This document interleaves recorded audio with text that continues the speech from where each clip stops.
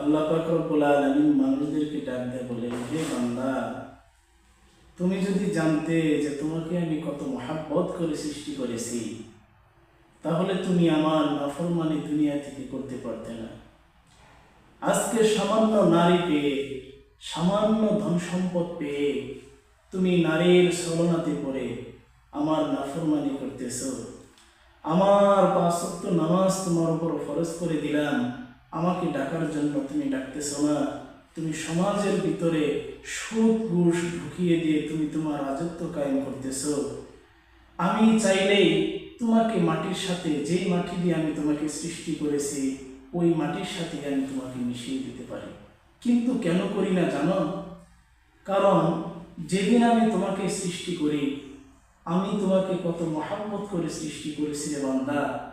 আমি যেদিন ফেরেশতাদেরকে বলেছি যে তোমাকে আমি সৃষ্টি করব, ফেরেশতাগণ সকলেই তোমাদেরকে সৃষ্টি করার জন্য নিষেধ করেছিল। কিন্তু আমি তাদেরকে হুকুম দিয়েছিলাম মাটির দ্বারা তোমাকে সৃষ্টি করার জন্য।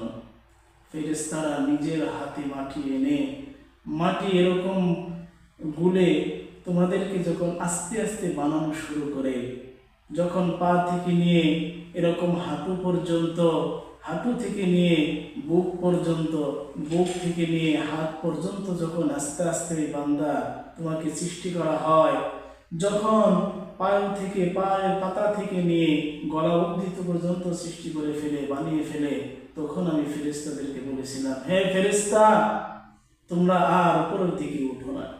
তখন ফেরেশতারা আমার কাছে প্রশ্ন করে যে পা থেকে নিয়ে মাথা পর্যন্ত তো আমরাই সৃষ্টি করলাম, আমরাই বানাইলাম, নিজের হাত দ্বারা তাকে আকৃতি দিলাম তোমার কথায়, এখন কি এমন সমস্যা হলো, কি এমন হলো যে আমি এখন তাদেরকে বানাতে পারবো না?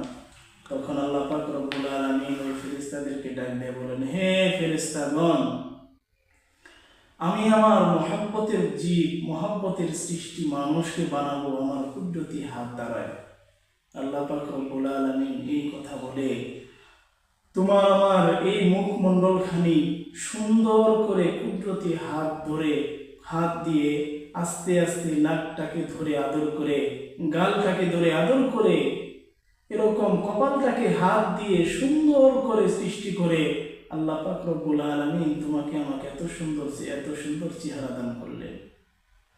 শুধু তাই নয়, আল্লাহ পাক রব্বুল আলামিন সৃষ্টি করার পরে তোমাকে আমাকে শ্রেষ্ঠত্ব ঘোষণা দেওয়ার জন্য একটি আয়াত নাজিল করলেন। কি নাজিল করলেন? একটি আয়াত নাজিল করলেন। আল্লাহ পাক রব্বুল আলামিন বলে দিলেন, লাকাদ খলাকনাল ইনসানা ফি আহসানি তাকওয়িম, আমি মানুষকে সর্বোত্তম করে সৃষ্টি করলাম। বলেন সুবহানাল্লাহ।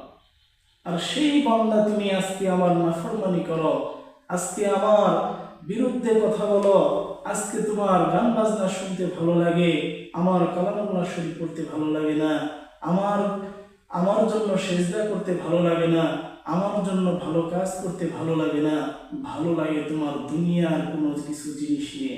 এরে বান্দা, আমি যদি চাই তোমাকে 1 সেকেন্ডও লাগবে না তোমাকে ধ্বংস করে দেওয়ার জন্য।